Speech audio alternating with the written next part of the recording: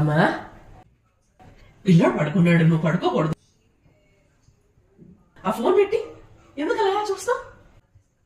కళ్ళు అవి పాడైపోతాయి. పెట్టిమా, పెట్టేసి పడుకో.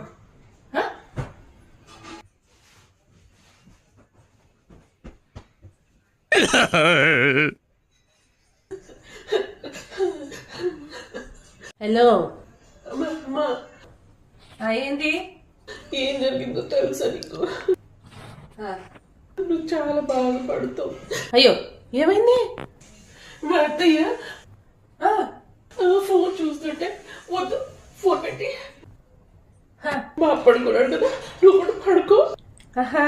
మా పడుకున్నాడు కదా, నువ్వు కూడా పడుకో అనంది. నేనమ్మా, నేను ఏమంది? రాగ్గా ఉందమ్మా, నాకు నచ్చలేదు.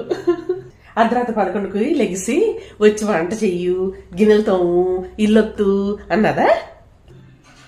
లేదు కదా. ఏమంది? పిల్లడు పడుకున్నాడు, నువ్వు కూడా పడుకో అమ్మా అన్నది.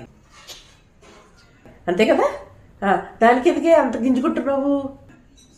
అమ్మా ఒక్క మాట అనకూడదు. అమ్మా ఏం మాట్లాడుతున్నావు? నాన్న బాగా నేర్పించారే నీకు, కూర్చొని హాయిగా నీకు నచ్చింది చేసుకో అని. అర్ధరాత్రి మొబైల్ చూసుకోవడం ఎందుకే? మళ్ళీ పొద్దున్న లేచి అంటావు పిల్లల వల్ల నాకు అస్సలు నిద్రలేదు అంటావు.